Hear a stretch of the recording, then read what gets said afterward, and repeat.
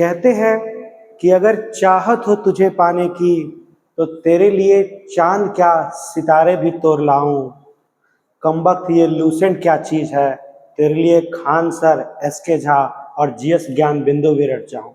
जी हाँ, अगर आप चाहो कि मुझे जिंदगी में कुछ पाना है तो आप जॉब के बारे में सोच सकते हो, और उसके लिए आपको कहने का मतलब ये हुआ कि भले ही मैंने शायराना अंदाज में कह दिया, लेकिन आपको यहाँ पाना है अपने लक्ष्य को, और अपने लक्ष्य को आप तभी हासिल कर पाओगे जब आप कम से कम एक किताब से अब काम नहीं चलने वाला है, सारे टीचर को फॉलो करना पड़ेगा और साथ में इस सेशन से भी जुड़ना पड़ेगा, क्योंकि हम लोग इस सेशन में लेकर आए हैं पॉलिटी। जी हाँ, पॉलिटी के बहुत सारे एमसीक्यू जो कि एग्जामिनेशन में सारे पूछे गए सवाल है और जहां से प्रश्न बनते हैं, उन सभी प्रश्नों को इस सेशन में लगातार, और उम्मीद करते हैं कि आप ये सेशन लगातार देख भी रहोगे, तो आज भी नागरिकता से रिलेटेड बहुत सारे प्रश्नों को हम इस सेशन में देखेंगे सालों मिस के साथ। तो मिस, आप यहाँ आए और एक बहुत ही इंपॉर्टेंट सेशन की शुरुआत करें।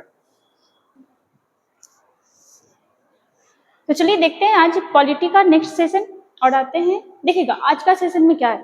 पहला सेशन जो हम लोग देखे थे वो अनुसूची से रिलेटेड देखे थे, फिर भाग देखे थे और फिर भाग 1 देखे थे। आज हम लोग चलते हैं भाग 2 की ओर। और जहां आपको पता होगा, अगर आप भाग वाला वीडियो देखे हो ना, तो आपको पता होगा कि भाग 1 में किस चीज का चर्चा है। तो भारत के राज्य क्षेत्र, संघ क्षेत्र और राज्य का चर्चा है। वहीं जब आप भाग 2 में आते हो तो भाग 2 में किस चीज का चर्चा देखने को मिल रहा था, आपको ट्रिक के माध्यम से बताए थे एक सिस्टमेटिक ढंग से कि पहले किस चीज का चर्चा होगा, राज्य और क्षेत्र का, फिर आएगा नागरिकता, और नागरिकता आने के बाद फिर क्या आएगा, मौलिक अधिकार आएगा, डीपीएसपी आएगा, फिर केंद्र आएगा, फिर राज्य आएगा, फिर यूटी आएगा, फिर पंचायत आएगा, नगर पालिका, एक्सेट्रा एक्सेट्रा, बहुत सारा कुछ बताए थे। तो आज हम लोग सेकंड वाला पार्ट उठा रहे हैं, भाग 2 देख रहे हैं। और भाग 2 किससे चर्चित है, तो ये है आपका नागरिकता से संबंधित प्रावधान। तो चलिए पहले कुछ हम लोग इसके बारे में फैक्ट देख लेते हैं और फिर आएंगे एमसीक्यू पे। ठीक है, चलिएगा देखिएगा। यहाँ पे पहला क्वेश्चन क्या आप कह लो। यहाँ पे अगर आपसे सवाल करता है कि नागरिकता का प्रावधान, सिटीजनशिप का प्रावधान हमारे संविधान के किस भाग में दिया गया है, भाग 2 में दिया गया। नागरिकता का प्रावधान कहाँ दिया गया है, भाग 2 में दिया गया है नागरिकता का प्रावधान। ठीक है, वही चीज यहाँ पे दिया भी है, तो लिखते जाते हैं। भाग 2 में नागरिकता का चर्चा है। भाग 2 के किस अनुच्छेद के तहत नागरिकता का चर्चा किया गया, तो ये क्या हो जाएगा, 5 से लेकर के 11 के बीच। और नागरिकता का जो प्रावधान है आपको पता है बहुत इंपॉर्टेंट हो जाता है। कैसे, क्योंकि हमारा संविधान 26 जनवरी 1950 को लागू हुआ था, लेकिन नागरिकता का जो प्रावधान है ना, 5 से लेकर के 9 तक का अनुच्छेद, ठीक है, 10 11 नहीं, 5 से लेकर के 9 तक का जो अनुच्छेद है वो 26 नवंबर 1949 को ही लागू कर दिया गया था। क्यों लागू किया गया था, क्योंकि उस समय देश का विभाजन भी हुआ था। हम लोग को पता है कि स्वतंत्रता के साथ देश का विभाजन भी हो गया, देश के टुकड़े भी हो गए थे, और उससे क्या हुआ कि लोग कभी कुछ लोग भारत की ओर आ रहे हैं, कुछ लोग पाकिस्तान की ओर जा रहे हैं। तो नागरिकता का प्रावधान देना बहुत जरूरी था, इसलिए 5 से लेकर के 9 तक का जो प्रावधान था वो 26 नवंबर 1949 को ही लागू हो गया था। ये जो हमारे संविधान में जो नागरिकता दिया गया है, तो नागरिकता का स्वरूप क्या है, तो हमारे यहाँ जो नागरिकता का स्वरूप है ना, वो कैसा है, वो है आपका एकल नागरिकता।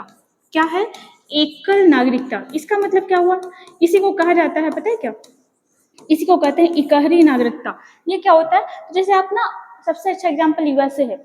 आप जब अमेरिका के संविधान के बारे में देखते हो तो वहां पे आप ये देखते हो कि कोई भी व्यक्ति अमेरिका का जो है वो देश का भी नागरिकता लेगा और वो राज्य का भी नागरिकता लेगा। लेकिन आप देखो कि हमारे देश में सिर्फ और सिर्फ देश का नागरिकता ले रहता है। आप देखते हो आपका आधार कार्ड जो बना हुआ है उसमें भारत सरकार लिखा होता है, बिहार नहीं लिखा होता, यूपी नहीं लिखा होता है। मतलब हमारे यहाँ जो नागरिकता का प्रावधान है वो कैसा है, एकल है। हम लोग को देशीकरण के आधार पर, मतलब देश के आधार पर नागरिकता मिल रहा है। और ये जो स्वरूप लिया गया है एकल नागरिकता का, ये कहाँ से लिया गया है, तो ये लिया गया है ब्रिटेन के संविधान से। ठीक है, कहाँ के संविधान से, तो ब्रिटेन के संविधान से। ठीक है, उसके बाद आएगा जो आपका नागरिकता है, ये किस सूची का विषय है, ये है आपका संघ सूची का विषय।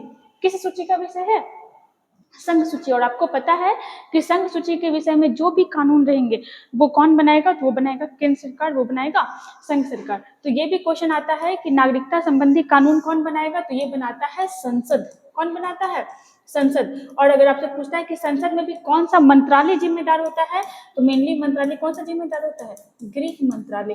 ठीक है, तो ये तो फैक्ट हो गया, कुछ एडिशनल फैक्ट था। चलिए आगे देखते हैं, और भी देखना। यहाँ पे सवाल कर सकता है कि नागरिक, आखिर हम लोग ना नागरिकता मिलेगा किसको।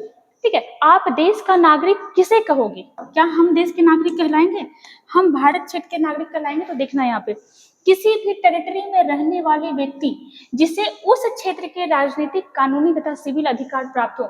आप देखो कि आप भारत में रह रहे हो, तो क्या आपको भारत का राजनीतिक अधिकार मिला हुआ है। राजनीतिक अधिकार कहने का मतलब क्या आप वोट देने के लिए एलिजिबल हो, अगर आप 18+ हो गए हो तो। क्या आप चुनाव में खड़ा हो सकते हो, क्या आपको मौलिक अधिकार मिला है। तो नागरिक उसी को कहा जाता है। आपको पता है कानूनी दर्जे के आधार पर नागरिक को 4 भाग में बांटा गया है। व्यक्ति का जो होता है ना, वो 4 प्रकार होता है, वो हम लोग अभी आगे देखेंगे। तो वही आपसे पूछा कि नागरिक किसे कहा जाता है। व्यक्ति 4 प्रकार का होता है, उसी में एक नागरिक भी होता है।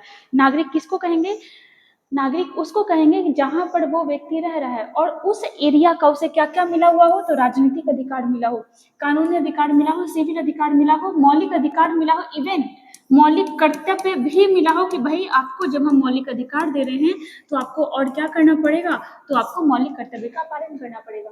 आप पढ़ोगे कि भारत के राष्ट्रपति बनने के लिए क्या क्राइटेरिया चाहिए, वहां पे सबसे पहला लाइन होगा कि आप भारत के नागरिक होने चाहिए। प्रधानमंत्री बनने के लिए, विधानसभा में इलेक्शन में खड़े होने के लिए क्या चाहिए, सबसे पहला जो होता है वो होता है भारत का नागरिक होना चाहिए।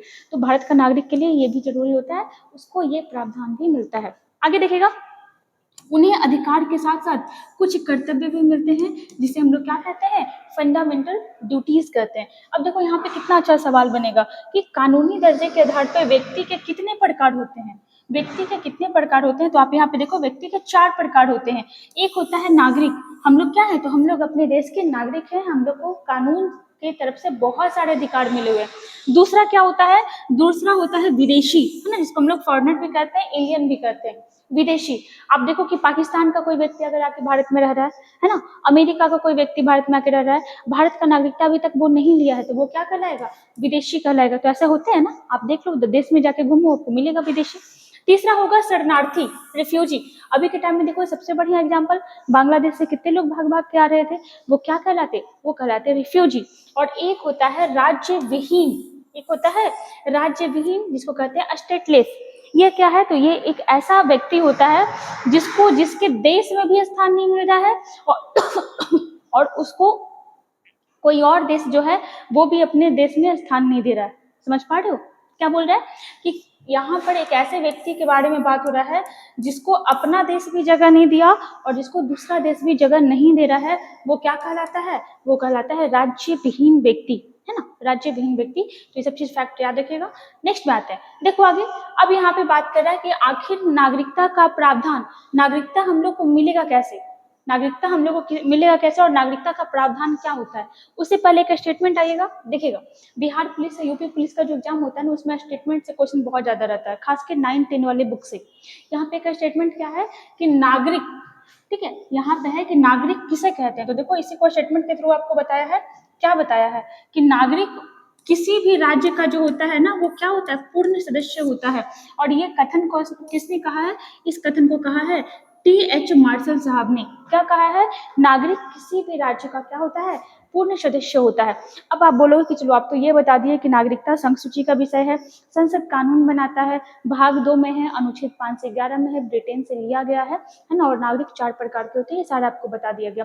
तो आखिर जो भाग 2 के अनुच्छेद 5 से 11 के बीच जो बोला गया, क्या प्रावधान दिया गया, अगर हम भारत के नागरिक हैं तो हमको किस अनुच्छेद के तहत नागरिकता मिला है, या फिर अगर बांग्लादेश से कोई व्यक्ति अभी आ जा रहा है, ठीक है, और वो भारत में रह रहा है, तो उसको नागरिकता मिलेगा किस अनुच्छेद के माध्यम से मिलेगा या फिर किस एक्ट के माध्यम से मिलेगा। तो अब हम लोग ये फैक्ट देखते हैं और क्वेश्चन यहीं से बहुत ज्यादा आता है। जैसे देखिएगा, नागरिकता का जो प्रावधान है ना, नागरिकता को जो यहाँ पर प्रावधान दिया गया है 2 प्रकार का है, ठीक है। अभी हम आपको बताएं कि जब हमारे संविधान लागू हुआ था ना, तो 26 नवंबर 1949 को क्या हुआ था, नागरिकता का कुछ आर्टिकल को लागू कर दिया गया था, जो उस समय के लिए बहुत ज्यादा जरूरी था।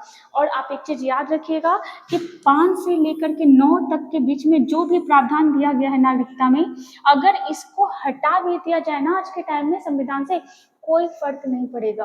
क्यों, क्योंकि ये उस समय के लिए था, किस समय के लिए था? ये था आपका 26 जनवरी 1950 तक के लिए था, है ना, 26 जनवरी 1950 तक के लिए था। अभी के टाइम में अगर किसी व्यक्ति को नागरिकता मिलता है ना, तो वो किस माध्यम से मिलेगा?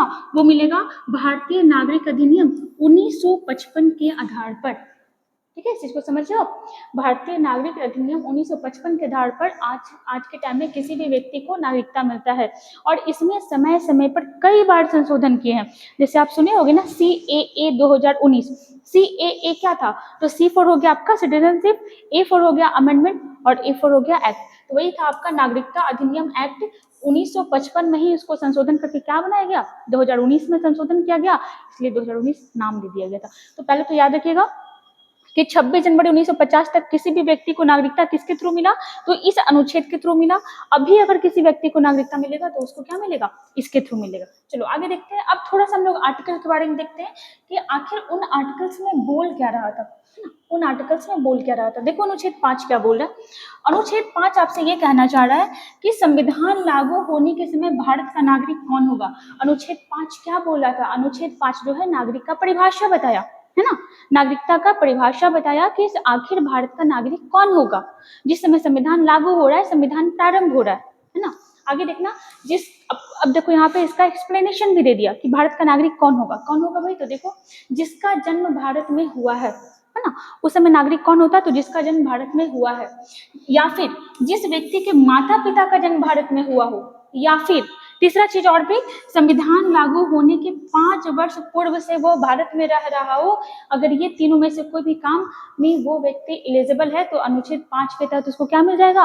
नागरिकता मिल जाएगा। या तो उसका खुद का जन्म भारत में हुआ हो, या उसके माता पिता का जन्म भारत में हुआ हो, या वो संविधान लागू होने के 5 वर्ष पूर्व से। संविधान कब लागू हुआ?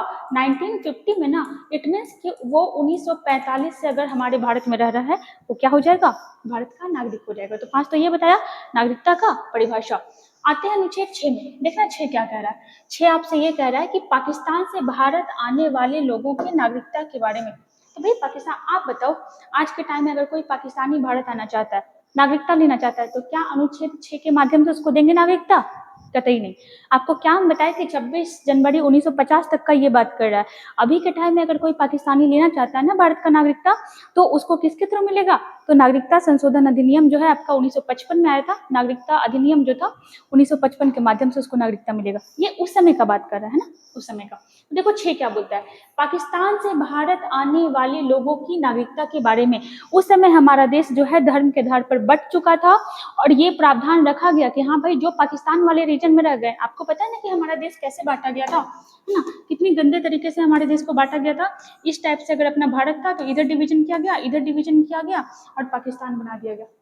मतलब जो व्यक्ति सोया हुआ था भारत में, अगले ही पल उसको पता चलता है कि वो पाकिस्तान में पहुंचा हुआ है। तो अगर ऐसे व्यक्ति भारत आना चाहते थे तो उनको नागरिकता कैसे मिलता, इसके बारे में चर्चा किया गया था, और एक परमिट डेट निकाला गया था, है ना। एक परमिट डेट निकाला गया 19 जुलाई 1948। क्या कहा गया? बोला कि अगर कोई भी व्यक्ति 19 जुलाई 1948 से पहले, क्या बोला गया कि कोई भी व्यक्ति जो है 19 जुलाई 1948 से पहले जो है, अगर कोई भी व्यक्ति आ जाता है भारत, तो साधारण तरीके से क्या हो जाएगा? इसको नागरिकता मिल जाएगा। साधारण तरीके से कुछ नहीं करना पड़ेगा, आराम से मिल जाएगा। लेकिन जो भी व्यक्ति 19 जुलाई 1948 के बाद से आता है, तब क्या होगा? तब उसको पंजीकरण, इट मीन्स कि रजिस्ट्रेशन के माध्यम से क्या होगा? उसको नागरिकता मिलेगा। और पंजीकरण के लिए क्या करना पड़ता था? तो 6 महीने तक भारत में रहो और फिर पंजीकरण करवाओ, तो जाकर के नागरिकता मिलेगा। 6 में ये कहा गया, सिंपल सा था। 7 में आना, अब देखो 7 में क्या कहा गया। 7 में ये कहा गया कि जो व्यक्ति भारत से पाकिस्तान चला गया, है ना, जो व्यक्ति भारत से पाकिस्तान चला गया और पाकिस्तान से वापस भारत आ गया, तो उसको नागरिकता मिलेगा नहीं मिलेगा? अगर मिलेगा तो कैसे मिलेगा, इसके बारे में चर्चा किया गया। तो देखो क्या यहाँ पे एक डेट रखा गया। क्या बोला गया कि 1 मार्च 1947 के बाद जो भी व्यक्ति अगर भारत से कहाँ चला जाता है? पाकिस्तान। भारत से कहाँ चला गया? पाकिस्तान चला गया। यहाँ पे ध्यान दीजिएगा, 1 मार्च 1947 के बाद जो व्यक्ति भारत से पाकिस्तान चला गया, तो उसके बारे में नागरिकता का प्रावधान था। अगर वो व्यक्ति भी 19 जुलाई 1948 से पहले भारत आ जाता है तो साधारण तरीके से उसको मिल जाएगा नागरिकता, और अगर इसके बाद बाद आता है तो फिर उसको भी वही हो जाएगा 6 माह प्लस पंजीकरण का व्यवस्था। एक बार रिकॉल हम लोग करते हैं, 5 में नागरिकता का परिभाषा, 6 में पाकिस्तान से भारत आने वाले लोगों की नागरिकता के बारे में, और 7 में भारत से पाकिस्तान, देन पाकिस्तान से भारत। आप बोलोगे कि भारत से पाकिस्तान क्यों कर रहा था, तो भाई उसमें सिचुएशन बना हुआ था ऐसा। हो सकता है बहुत लोगों का सामान वहाँ छूट गया, बहुत कुछ परिवार वहाँ छूट गया, कुछ लोग वहाँ जाकर देखना चाहते थे मुस्लिम लोग कि चलो देखते हैं मुस्लिम लोग के लिए कंट्री बना है तो वो कंट्री कैसा होगा, तो आदमी देखने भी चला गया होगा, तो ये सब सिचुएशन रहा होगा। अनुच्छेद 8 क्या बोलता है, देखना यहाँ पे अनुच्छेद 8 बोलता है कि भारत से बाहर रह रहे लोगों की नागरिकता का प्रावधान। अभी के बारे में नहीं, ये बात हो रहा है उस समय का, कब का, जब हम आज़ादी के लिए लड़ रहे थे। आपको पता होगा कि बहुत सारे लोग भारत में नहीं रहकर विदेश में रह करके देश को आज़ादी दिलाने का प्रयास कर रहे थे। सुभाष चंद्र बोस हो गए, कितने सारे व्यक्ति हो गए, इंडिया हाउस बना था ना, लंदन में बना हुआ था, तो ऐसे बहुत सारे लोग थे जो भारत से बाहर रह के भारत को आज़ादी दिलाने का कई प्रयास कर रहे थे। तो उनके नागरिकता के प्रावधान के बारे में कहा गया था कि भाई आपका नागरिकता कब तक रहेगा, कैसे रहेगा, आपको दोबारा कैसे मिलेगा, दोबारा तो नहीं, आपको आपका नागरिकता कैसे सेफ रहेगा, इसके बारे में कहाँ पे किया गया, अनुच्छेद 8 में।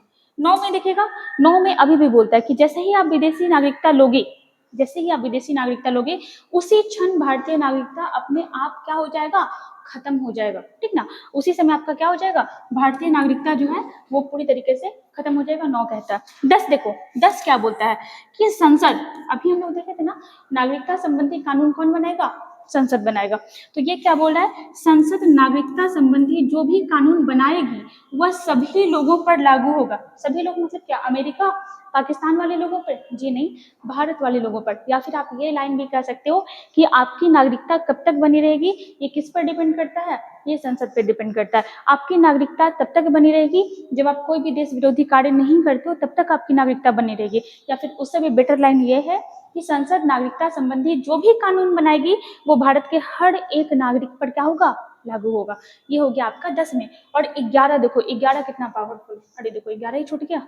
देखो 11 क्या कहता है, 11 ये कहता है कि संसद को ये अधिकार दिया गया है, 11 ये कहता है कि संसद को ये अधिकार है कि समय पड़ने पर, सुन लो इसको, संसद को यह अधिकार है कि समय पड़ने पर वो नागरिकता संबंधी कोई भी कानून बना सकता है। मतलब अनुच्छेद 11 बहुत इंपॉर्टेंट है। और देखो यहाँ से एक चीज क्या निकलेगा कि ये जो बनाया गया है ना, नागरिकता अधिनियम 1955, ये जो है संसद किस अनुच्छेद के आधार पर बनाया है, तो अनुच्छेद 11 के आधार पर। इस चीज को आप याद रखिएगा। अब देखो नागरिकता अधिनियम 1955 में क्या कहा गया, इसमें 2 बात कहा गया कि आपको नागरिकता कैसे मिलेगा या फिर आपको आपसे नागरिकता कैसे छीना जाएगा। इस चीज का चर्चा कहाँ किया गया, नागरिकता अधिनियम 1955 में किया गया। यहाँ पे प्राप्ति के तरीके बताए कि आपको नागरिकता कैसे मिलेगा, और यहाँ पे समाप्ति के तरीके बताए गए कि आपका नागरिकता कैसे खत्म हो जाएगा, क्या आप करोगे तो आपका नागरिकता खत्म होगा। तो यहाँ पे देखिएगा प्राप्ति का क्या तरीका बताया गया, प्राप्ति का कहा गया आपका कि जन्म के आधार पर आपको नागरिकता मिलेगा, है ना। उसके बाद कहा गया वंश के आधार पे भी मिल सकता है, पंजीकरण के आधार पे भी मिल सकता है, देशीकरण के आधार पे भी मिल सकता है, और क्षेत्र अर्जन के माध्यम से भी क्या मिल सकता है, आपको भारत का नागरिकता मिल सकता है, ठीक है। उसके बाद देखिएगा खत्म कैसे होगा, तो परित्याग पे होगा, आप खुद भी छोड़ दो कि भाई हम जा रहे हैं अमेरिका, अब हमको भारत का नागरिकता नहीं चाहिए, तो हो जाएगा। अगर कोई आप ऐसा काम करते हो तो आपका नागरिकता खत्म भी किया जा सकता है, और अगर आप कोई देश विरोधी कार्य कर दिए तो भी क्या हो सकता है, आपका नागरिकता खत्म कर दिया जाता है। जैसे देखो आप ना पंजीकरण के माध्यम से भारत का नागरिकता ले लिए, आप देशीकरण के माध्यम से भारत का नागरिकता ले लिए, तो आप लिए इट मीन्स कि आप तो पहले किसी और देश के होगे ना, आप भारत में आए और भारत का नागरिकता लिए। और अगर मान लो कि आप 2024 में नागरिकता लिए हो, ठीक है, और अगर 5 साल के अंदर में मतलब 2029 तक में अगर आपको कोई भी देश कम से कम अगर 2 साल का सजा दे दिया ना, तो उसी टाइम क्या कर दिया जाएगा, भारत सरकार के द्वारा आपका नागरिकता वंचित कर दिया जाएगा, आपको नागरिकता से वंचित कर दिया जाएगा। ये चीज होता है आपका किसमें, तो डिप्रीवेशन में ये चीज होता है। तो ये हो गया इस तरीके से। अब हम लोग थोड़ा सा यहाँ पे देखते हैं कि जन्म के आधार पर कैसे मिलेगा। देखो समय समय पर इसमें बहुत बार संशोधन किया गया, जैसे क्लास में बहुत डिटेल से पढ़ाया गया, यहाँ पे इतना डिटेल से बताना संभव नहीं है क्योंकि नागरिकता अपने आप में बहुत बड़ा चैप्टर है, और आप सोचोगे कि 1 घंटा 2 घंटा में कवर हो जाए, तो 1-2 घंटा में भी कवर नहीं होने वाला। ये क्लास में भी चल लेता है तो 1 सप्ताह चला था, तो इतना शॉर्ट में नहीं होगा, जो हो पाएगा आपको यहाँ पे बताया जा रहा है। तो देखो पहले जन्म के आधार पे बताया गया, नॉर्मली सिचुएशन के अकॉर्डिंग क्या लिखा गया कि जिसका भी जन्म भारत में हुआ वो भारत का नागरिक हो जाएगा। आप बताओ आपको नागरिकता कैसे मिला? तो जन्म के आधार पे मिला ना। हमको भी कैसे मिला? तो जन्म के आधार पे मिला। लेकिन होने क्या लगा ना, इसका मिसयूज होने लगा। मिसयूज कहो, हाँ मिसयूज भी होने लगा। कैसे हुआ देखो, मान लो कोई व्यक्ति आया भारत में घूमने के लिए, है ना, कोई कपल आया भारत में घूमने के लिए, और अगर अगर उसका बेबी का जन्म भारत में ही हो गया तो फिर क्या हो जाएगा? उस बच्चे को नागरिकता मिल जाएगा। क्यों? क्योंकि भारत की धरती पे उसका जन्म हो गया, और चूंकि भारत की धरती पे उसका जन्म हो गया, वो भारत का नागरिक है, अब वो भारत में रहना चाहता है, तो मानवता के आधार पर उसके माँ और पिता, उसके माँ बाप को भी क्या दे दिया जाएगा? नागरिकता दे दिया जाएगा, क्योंकि बच्चा ऐसे कैसे पलाएगा। तो वो चीज होने लगा, तो उस चीज को मिसयूज होने लगा। तो आगे जाके देखो फिर से कानून बनाएगा। क्या पहला क्या था कि जिसका जन्म भारत में हुआ होगा भारत का नागरिक होगा, लेकिन आगे जाके चेंज किया गया और क्या बोला गया?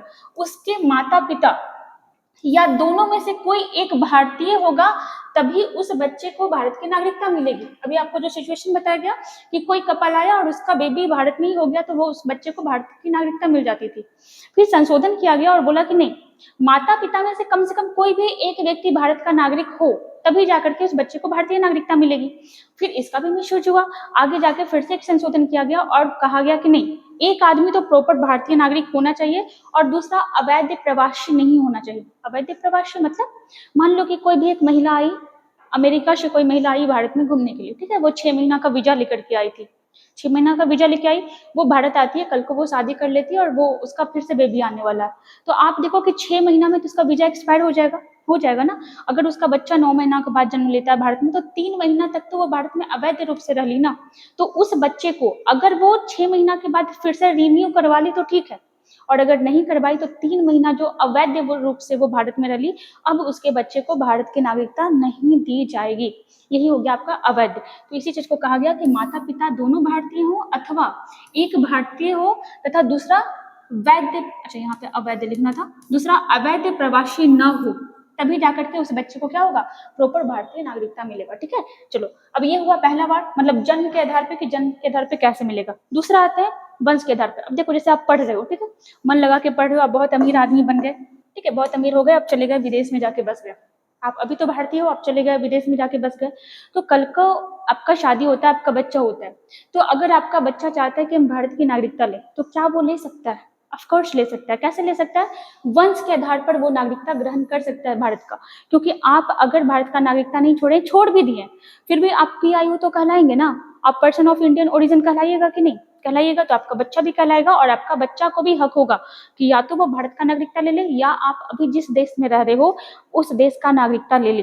ठीक है, तो ये हो गया वंश के आधार पे। यहाँ पे लिखना, यदि किसी व्यक्ति का जन्म विदेश में हुआ है और उसके पिता भारतीय, पहले से पिता के बारे में बात किया गया था, पता है आपको, पहले सिर्फ पिता के बारे में बात किया गया था, लेकिन बाद में संशोधन करके किया गया कि माता और पिता, मतलब भेदभाव क्यों? भारत समानता का अधिकार का बात करता है ना, तो फिर आप पिता को ही प्रेफरेंस क्यों दे रहे हो सकता है महिला भी कहीं जाए तो महिला को भी यहाँ पे लेके चलना है ना। तो उसके बाद किया गया कि माता और पिता दोनों में से भी कोई भी भारतीय रहा हो, ठीक है, तो उस बच्चे को भारतीय नागरिकता मिल सकता है अगर वो बच्चा चाहे तो। और अगर ये चीज नहीं होगा कि आप भारत का भी ले लोगे और आप अमेरिका का ले रहे हो, पाकिस्तान का ले रहे हो, XYZ किसी भी देश का ले रहे हो, क्योंकि भारत पहले ये कह रहा है, अनुच्छेद 9 आप याद रखिएगा, है ना। और तीसरा क्या हो जाएगा? उसे भारतीय दूतावास में क्या कराना होगा? पंजीकरण कराना होगा। मेरी बात को समझो पहले फिर से। मान लो कि कल को आप चले जाते हो विदेश में, जाकर के आप वहाँ पे जॉब कर रहे हो, वहीं पे बस गए, कल को आपका बच्चा होता है, तो वो बच्चा चाहेगा कि हम भारत की नागरिकता लें, क्या वो बच्चा ले सकता है? ऑफकोर्स ले सकता है, किसी भी एक देश का। अगर वहां का नहीं ले रहा है तो आप भारत का ले सकते हो, लेकिन उसके पहले क्या करना होगा कि आपको भारत में जाकर के, मतलब आप जिस भी देश में रह रहे हो वहां के भारतीय दूतावास में जाकर के आप क्या करवाओगे? आप पंजीकरण करवाओगे। उसके बाद वंश के आधार पर उस बच्चे को क्या हो जाएगा? नागरिकता मिल जाएगा।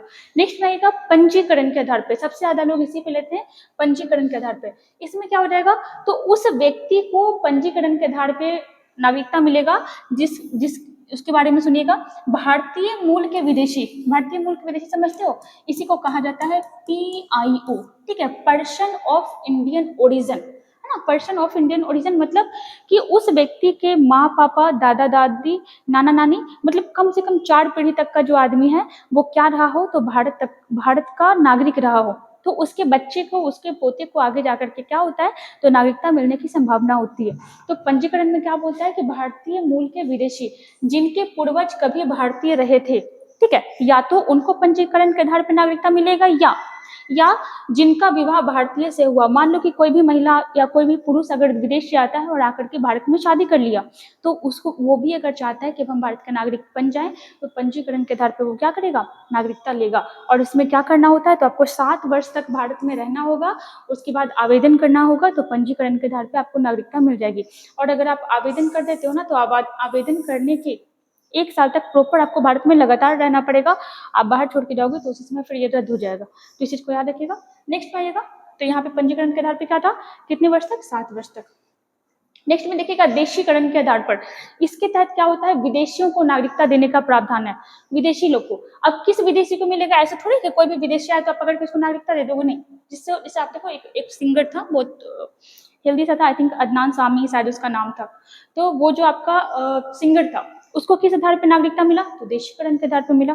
कैसे, तो या तो वो व्यक्ति अच्छे चरित्र वाला होना चाहिए, कुछ अच्छा करने वाला हो, कुछ उसमें एक अलग क्वालिटी रहा हो। और एक चीज बहुत इंपॉर्टेंट, 8वीं अनुसूची में बताओ कितना भाषा है, पढ़े हुए ना अनुसूची, 8वीं अनुसूची में कितना भाषा है, 22 भाषा है।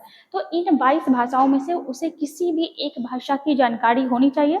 जैसे आप देखो एग्जाम्पल के रूप में मदर टेरेसा को देशीकरण के आधार पर क्या मिला था, भारतीय नागरिकता मिला था। और 5वें नंबर पे क्या आता है, क्षेत्र अर्जन आता है। क्षेत्र अर्जन, जैसे देखो सिक्किम, कल ही पढ़े थे ना, सिक्किम को क्या किया गया था, तो संशोधन के माध्यम से भारत में मिलाया गया था। तो संशोधन के माध्यम से उसको भारत में मिलाया गया, मतलब क्षेत्र का क्या हो गया, अर्जन हो गया। तो किसी भी क्षेत्र को जब अर्जित करोगे तो वहां के नागरिक को भी तो नागरिकता दोगे ना, वो कहाँ जाएंगे, तो उसको भी भारतीय नागरिकता मिलेगा। तो क्षेत्र अर्जन के आधार पर भी क्या होता है, भारतीय नागरिकता दी जाती है। ठीक है, इस चीज को याद रखिएगा।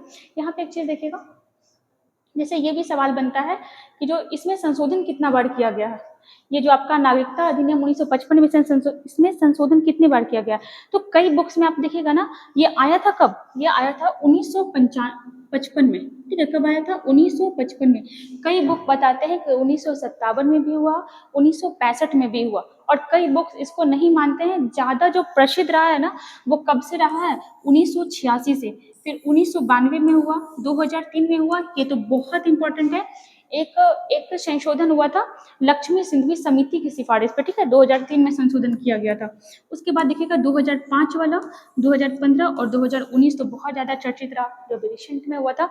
और कई बुक जो है ना, 1957 भी बोलता है, 1965 भी बोलता है, और 1985 भी बोलता है। तो कहीं कहीं आपको 9 बार भी लिखा हुआ मिलेगा, कहीं कहीं आपको 6 बार भी लिखा हुआ मिलेगा। आप देख लीजिएगा ऑप्शन के अकॉर्डिंग, याद करना बहुत आसान है। 1986, 1992, 2003, 2005, 3 बचे 15 होता है ना, ऐसे याद करना है। 2003, 2005, 2015 और 2019। एक बार फिर से सुनिएगा, 1986, 1992, 2003, 2005, 2015, 2019, अभी रिसेंट वाला। तो इतने बार क्या हो चुका है, इसमें संशोधन हो चुका है। ठीक है, तो ये हो गया। अब देख लीजिएगा PIO का चर्चा किया जा रहा था ना आपके सामने, PIO का फुल फॉर्म क्या होता है, इसका फुल फॉर्म होता है पर्सन ऑफ इंडियन ओरिजिन। क्या इसका मतलब होता है, पर्सन ऑफ इंडियन ओरिजिन। आप ये वर्ड तो नहीं सुने होंगे, लेकिन ये वर्ड जरूर सुने होंगे, भारतीय मूल के व्यक्ति। आप देखिए उनका नाम क्या था, ब्रिटेन के जो प्रधानमंत्री थे ऋषि सुनक, वो क्या थे, PIO ही थे ना, भारतीय मूल के व्यक्ति थे। तो PIO एक कार्ड होता था, और इसको कब बनाया गया था, 2002 में बनाया गया था। और एक OCI कार्ड भी होता था। ठीक है, इसका निर्माण कब हुआ था, तो ओवरसीज सिटीजनशिप, ओवरसीज सिटीजन ही बस कह लो, इसको ज्यादा बेटर रहेगा, overseas citizen of India, OCI का फुल फॉर्म होता था। और ये भी एक प्रकार का क्या होता था, कार्ड होता था। ये कब बनाया गया, 2005 में। लेकिन इसमें कुछ खास अंतर नहीं था, इसलिए भारत सरकार के द्वारा क्या किया गया ना, 2015 में PIO और OCI कार्ड को क्या कर दिया गया, आपस में मिला दिया गया। अब ये होता क्या था भाई, PIO और OCI, तो ये ऐसे व्यक्ति थे जो कभी ना कभी भारत के ही व्यक्ति थे, भारत के ही नागरिक थे। लेकिन सिचुएशन के अनुसार जो कुछ भी हुआ हो, ये भारत का नागरिकता छोड़ दिए और अब ये दूसरे देश के नागरिक हो गए। एक नाम आप और सुने होंगे, NRI, है ना, नॉन रेसिडेंट ऑफ इंडिया। ये क्या होता है, तो ये उस व्यक्ति को कहा जाता है जो भारत का नागरिक अभी भी है, भारत में नहीं रह रहा है, बट भारत का ही पासपोर्ट यूज कर रहा है। और ये लोग क्या होते हैं, ये लोग उस व्यक्ति को कहा जाता है जो कभी भारत के नागरिक थे, अब नहीं है, उनको कहा जाता है PIO या OCI। तो ये कार्ड ना मर्ज कर दिया गया कब, 2015 में। इस चीज को भी याद रखिएगा। यहाँ पे कुछ आर्टिकल्स हैं, देखिएगा, ये वो आर्टिकल हैं जो 26 नवंबर 1949 को ही लागू हो गया था। तो ये बहुत इंपॉर्टेंट है, याद रखिएगा। नागरिकता का, या फिर देखो ये क्वेश्चन कितना अच्छा क्वेश्चन बन सकता है कि बताओ आप 26 नवंबर 1949 को जो भी आर्टिकल लागू हुआ था उसमें पहला आर्टिकल कौन था, एकदम से पहला वाला। तो आप देखो पहला वाला कौन था, 5 वाला, है ना। इसमें क्या बता रहा है, नागरिकता का परिभाषा। तो 5, 6, 7, 8, 9, ठीक है। उसके बाद देखिएगा 60 और 24 किससे संबंधित है, ये राष्ट्रपति से संबंधित है, उनके शपथ से संबंधित है। 324 किससे संबंधित है, निर्वाचन आयोग से संबंधित है, ठीक है। इस चीज को याद रखिएगा। 366, 367, अब ऐसे क्यों लिखे हैं, तो ऐसे याद रखने से, ऐसे आप पढ़ोगे तो याद होगा। कंटिन्यू लिख लोगे ना तो याद नहीं कर पाओगे। पहले क्या हो जाएगा, 5, 6, 7, 8, 9, फिर होगा 60 और 324, फिर आइएगा 366 और 367। उसके बाद देखिएगा 379, 80, 88, और यहाँ से कंटिन्यू चलोगे आप 391, 92, 93, 94। ये इतने सारे जो आर्टिकल्स हैं ये कब लागू हो गए थे, 26 नवंबर 1949 को ही ये सारे आर्टिकल्स क्या हो गए थे, लागू हो गए थे। चलो अपने यहाँ हम लोग यहाँ पर देखें। अब देखो, आप अगर ध्यान से सुनते गए होंगे ना तो अब सारा का सारा आपसे बनने वाला है। आते हैं क्वेश्चन नंबर फर्स्ट पे। देखना क्वेश्चन फर्स्ट क्या बोल रहा है, भारतीय संविधान का कौन सा अनुच्छेद नागरिकता से संबंधित है, कौन सा अनुच्छेद। अभी हम लोग देख के आए ना 5 से 11, 5 से 11 क्या बताता है, तो नागरिकता के बारे में बताता है। दूसरे में देखिएगा, भारत के संविधान के किस भाग में, आगे पढ़ने का भी जरूरत नहीं, नागरिकता पे नजर जैसे ही पड़ा आंसर क्या हो जाएगा, भाग 2, ऑप्शन नंबर बी। नेक्स्ट में देखिएगा नंबर 3 क्या बोल रहा है, भारत में एकल नागरिकता की अवधारणा किस देश से अपनाई गई है। एकल नागरिकता मतलब सिर्फ आपके पास देश का नागरिकता है, ना कि राज्य का।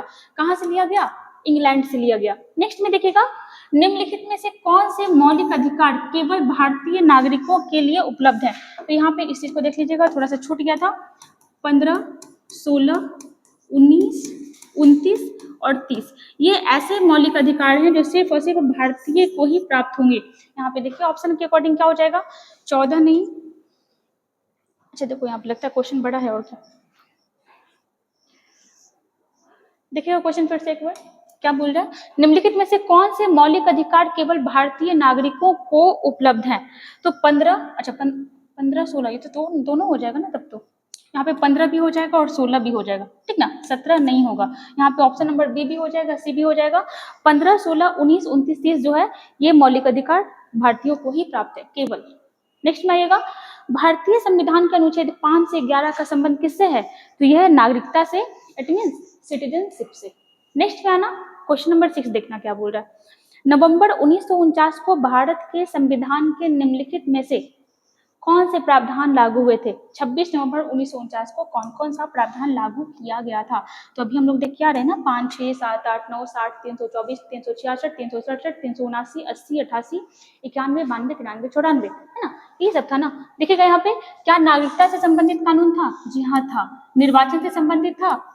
और जो आप देख रहे थे ना 391, 92, 93, 94 ये किसे था, तो अस्थायी संसद से था। बट मौलिक अधिकार का कहीं भी चर्चा नहीं किया गया था। मौलिक अधिकार का चर्चा कहाँ से कहाँ के बीच है, 12 से 35 के बीच में। तो यहाँ पे आंसर क्या हो जाना था, 1, 2 और 3। देखो यहाँ पे 1, 2 और 3, ऑप्शन नंबर क्या हो जाएगा, बी हो जाएगा। चलो आगे आते हैं, देखना यहाँ पे भारत के संविधान के अनुच्छेद 6 के अनुसार प्रत्येक व्यक्ति को भारत की नागरिकता का अधिकार है यदि वह ... पहले पाकिस्तान से पलायन कर गया है और वो अपने प्रवास की तारीख से सामान्यतः भारत के क्षेत्र में निवास कर रहा हो। पता है क्या बोल रहा है, इतना लंबा सा है, बस ये एक शब्द बोल रहा है, परमिट डेट। आपसे परमिट डेट पूछ रहा है और देख लो यहाँ पे परमिट डेट आपको दिख रहा है। ऑप्शन नंबर ए में बात कर रहा है 19 जुलाई 1948। नेक्स्ट में आइएगा, नागरिकता अधिनियम 1955 में कितनी बार संशोधन किया गया। हम आपको पहले भी पता है 1957 में किया गया, 65 में भी किया गया और 85 में भी किया गया। बहुत जगह उसको काउंट नहीं किया जाता है। यहाँ पे देखो ऑप्शन के अकॉर्डिंग चलते हैं, 6 बार बोल रहा है ना। कब कब हुआ था, 1986 में हुआ था, फिर 92 में हुआ, फिर 2003 में हुआ, 2005 में हुआ, 2015 में हुआ और रिसेंट में हुआ है 2019 में। 2, 4, 6, ऑप्शन नंबर डी। नेक्स्ट में आते हैं, भारत में नागरिकता अधिनियम कब पारित किया गया, अनुच्छेद 11 के माध्यम से संसद के द्वारा। कब, 1955 में, ऑप्शन नंबर ए। नेक्स्ट में आते हैं, भारतीय नागरिकता कितने तरीकों से हासिल की जा सकती है। 5, जन्म, वंश, पंजीकरण, देशीकरण, क्षेत्र अर्जन। यहाँ पे क्या हो जाएगा answer option number C. Bharat में नागरिकता समाप्त की जा सकती है 5 तरीके से, वंचित करके, बर्खास्त करके, इसको निरसन भी कहते हैं, और एक आपका परित्याग, आप खुद छोड़ दो। अच्छा ये क्वेश्चन कुछ और था, देखो यहाँ पे भारत में नागरिकता समाप्त की जा सकती है, ऑप्शन यहाँ पे पढ़ना था। देखो अब आपसे पूछा है कि आपका नागरिकता कब समाप्त हो जाएगा, नागरिकता कभी समाप्त नहीं होगा, है ना, जब तक आप देश विरोधी कार्य नहीं करोगे आपका नागरिकता समाप्त नहीं होगा। और अगर आप जन्म से ही भारतीय हो ना, तब तो कभी नागरिकता खत्म नहीं होगा, आप कुछ भी कर लो, आपको फांसी दे दिया जाएगा, उम्र कैद हो जाएगा, बट नागरिकता कभी खत्म नहीं होगा। यहाँ पे क्या हो जाएगा, देखो यहाँ पे आपातकाल के दौरान, युद्ध के दौरान, जब देश में आक्रामकता चल रहा हो, नहीं, बिल्कुल भी नहीं, हमारा नागरिकता खत्म नहीं हो सकता। मौलिक अधिकार निलंबित हो सकता है 20-21 छोड़ के, बट ये नहीं खत्म होगा। चलो आते हैं नेक्स्ट में, 12 में देखना, भारत के संविधान द्वारा किस प्रकार की नागरिकता प्रदान की जाती है, किस प्रकार की नागरिकता, तो भाई एकल नागरिकता ही मिलता है, हम लोग सिर्फ भारतीय हैं, हम लोग बटे हुए नहीं है, है ना। नेक्स्ट में देखना, पाकिस्तान से आकर भारत में नागरिकता प्राप्त करने संबंधी प्रावधान का वर्णन निम्नलिखित में से किस अनुच्छेद में, बताओ किसमें था, 6 में था ना, कि पाकिस्तान वाले को भारतीय नागरिकता कैसे मिलेगी, 6 में। चलो आगे आते हैं, देखना नेक्स्ट में, नेक्स्ट क्या बोल रहा है, नागरिकता प्राप्त करने के लिए शर्तें निर्धारित करने वाला सक्षम निकाय कौन सा है, बताओ इसके बारे में बताओ। नागरिकता प्राप्त करने के लिए शर्तें निर्धारित करने वाला सक्षम निकाय कौन है, नागरिकता आपको मिलेगा नहीं मिलेगा, कैसे मिलेगा, कौन बताता है, बताओ, संसद बताता है, ऑप्शन नंबर क्या हो जाएगा, सी। नेक्स्ट में आओ, संविधान द्वारा प्रदत्त नागरिकता के संबंध में संसद ने एक व्यापक नागरिकता अधिनियम कब बनाया, देखो एक ही चीज है, भाषा चेंज किया, ठीक है, ये जो टाइपिंग वाला है ये पूरा लिखा नहीं है, सारा क्वेश्चन एग्जाम में पूछा हुआ है, ठीक है, सारा क्वेश्चन जो है लैंग्वेज चेंज करके पूछते रहता है बार बार। चलो आगे आते हैं, देखो यहाँ पे किस वर्ष से भारतीय संविधान में नागरिकता के प्रावधान लागू हैं, इसका भी क्या हो जाएगा बताओ, देखो पढ़ो इसको, किस वर्ष से भारतीय संविधान में नागरिकता के प्रावधान लागू हैं, कब से लागू है भाई, 5 से 9 तक, कब से लागू हुआ था, 1949, 26 नवंबर 1949 से। नेक्स्ट में देखिएगा, किस अनुच्छेद के तहत संसद को नागरिकता के संबंध में कानून बनाने का अधिकार प्राप्त है, किस अनुच्छेद उसको अधिकार देता है संसद को, तो क्या हो जाएगा अनुच्छेद 11, याद है आपको, ममता दीदी क्या बोल रही थी कि हम ये करेंगे, जो बांग्लादेश वाला जो आना चाहता था तो हम नागरिकता देंगे, तो अमित शाह एक ही बात बोले ना कि अनुच्छेद 11 नहीं पढ़े हो क्या आप, कानून कौन बनाएगा, आप थोड़ी बनाओगे, संसद बनाएगा, और संसद में भी कौन मंत्रालय जिम्मेदार होगा, गृह मंत्रालय। नेक्स्ट में आते हैं, भारत में नागरिकता समाप्त किन तरीकों से की जाती है, देखो यहाँ पे अगर आप खुद नागरिकता छोड़ दिए, अधिकारों से वंचित होना, स्वैच्छिक त्याग, क्या हो जाएगा ऑप्शन नंबर डी। नेक्स्ट में आइएगा, निम्न में से किस तरीके से भारतीय नागरिकता नहीं प्राप्त की जा सकती है, 5 तरीके से आपको बताया हुआ है ना, आप देखो पढ़ो ऑप्शन, क्या जन्म द्वारा मिलेगा, मिलेगा, देशीकरण द्वारा ऑफकोर्स मिलेगा, किसी भूभाग के सम्मिलन द्वारा, मतलब क्षेत्र अर्जन का बात कर रहा है। नेक्स्ट में देखो, भारतीय बैंक में धन जमा करके, नहीं भाई ऐसे तो बिल्कुल नहीं दिया जा सकता है ना, बिल्कुल भी नहीं, तो ऑप्शन नंबर डी क्या होगा, नहीं होगा। नेक्स्ट में आओ, देखो 20 क्या कह रहा है, नागरिकता संशोधन अधिनियम CAA 2019 का उद्देश्य क्या है, संशोधन कर रहा है, पता है आपको, नागरिकता अधिनियम 1955 जो था उसी में संशोधन किया गया, उसी को क्या कहा जाता है, CAA 2019। CAA 2019 मेनली क्या कह रहा है, तो ये 3 देश का बात कर रहा है ना, कहाँ कहाँ का, तो देखो यहाँ पे ये अफगानिस्तान, बांग्लादेश और पाकिस्तान के बारे में बात कर रहा है, और तो क्वेश्चन बनेगा ना कि कितने देश का बात हो रहा है इसमें, 3 देश का, कितने समुदाय का बात हो रहा है, 6 समुदाय का, है ना, और किसको छोड़ करके बात हो रहा है, तो मुस्लिम समुदाय को छोड़ के बात हो रहा है। और यही बात है ना कि भारत में जो विपक्षी पार्टी हो क्या बोल रहा था कि भाई भारत समानता का बात करता है, फिर आप मुस्लिम के साथ भेदभाव क्यों कर रहे हो, तो क्यों ना करे ये बताओ। आप देखो कि जो अफगानिस्तान है, आप जो बांग्लादेश है, जो पाकिस्तान है, तीनों मुस्लिम बहुल कंट्री है, तो आखिर मुस्लिम को एंट्री क्यों दे, आप ही बताओ ना, कि पाकिस्तान है, बांग्लादेश है, ये धर्म के आधार पर ही बटा था, तो फिर आखिर मुस्लिम को क्यों एंट्री दे। तो यहाँ पे 6 समुदाय का बात किया गया, जिसमें हिंदू था, ईसाई था, सिख था, बौद्ध था, जैन था, एक और कौन था, एक और बताओ, पारसी था, इसके बारे में बात किया गया था। यही चीज हो जाएगा, अफगानिस्तान, बांग्लादेश और पाकिस्तान के उत्पीड़ित अल्पसंख्यक समूहों को नागरिकता देने के लिए क्या किया गया, CAA 2019 लाया गया था। नेक्स्ट में देखना, नागरिकता संशोधन अधिनियम 2019 के तहत भारतीय नागरिकता के लिए भारत में लगातार 11 वर्ष रहने की सीमा को घटाकर कितना कर दिया गया, तो ये कर दिया गया था कितना, 5 वर्ष कर दिया गया। नेक्स्ट में आइएगा, क्वेश्चन नंबर 22 में, भारत में नागरिकता किस तरह से मिलती है, देखो सेम क्वेश्चन है, चलो इसको पढ़ना आप, इसका आंसर क्या हो जाएगा, ऑप्शन नंबर F, 5 का 5 हो जाएगा। नेक्स्ट में देखिएगा, नागरिकता को संविधान की किस सूची में स्थान दिया गया है? जाहिर सी बात है कि कानून कौन बना रहा है? संसद बना रहा है। संसद क्या हो गया? केंद्र सरकार का हो गया, है ना। तो यहाँ पे आंसर क्या हो जाएगा? संघ सूची। संघ सूची में अभी कितने विषय हैं? संघ सूची में अभी 100 विषय हैं। राज्य सूची में 61 विषय हैं और समवर्ती सूची में अभी कितने विषय हैं? 52 है ना। 52 है। नेक्स्ट में ना, किस समिति के सुझाव पर नागरिकता संशोधन विधेयक 2003 लाया गया था? तो ये हो जाएगा LM सिंघवी, है ना। LM सिंघवी समिति की सिफारिश पर। नेक्स्ट में आते हैं, देखना, भारतीय संविधान में नागरिकता के प्रावधान को कब लागू किया गया? तो ये लागू किया गया था 26 नवंबर 1949। क्या सारा का सारा लागू हुआ था? जी नहीं। कहां से कहां तक हुआ था?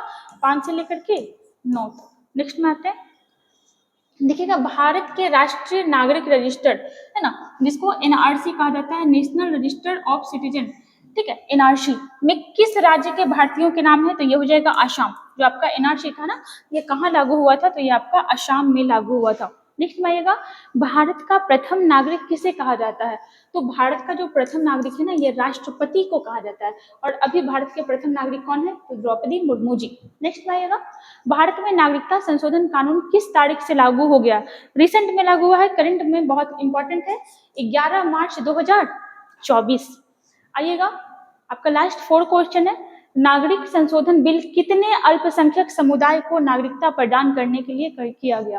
तो देख लो, हिंदू, मुस्लिम होगा क्या? नहीं, हिंदू, सिख, ईसाई, बौद्ध, जैन एंड पारसी। कितना समुदाय हो गया? 6। Option number D. किस देश के बारे में बात हो रहा है? कितने देश? तो 3 देश। कौन कौन सा? तो पाकिस्तान, और भी देख लो, अफगानिस्तान, और भी देख लो, कौन सा हो जाएगा? बांग्लादेश। नागरिक संशोधन बिल के अंतर्गत किस तारीख से पहले भारत आए लोगों को नागरिकता प्रदान की जाएगी?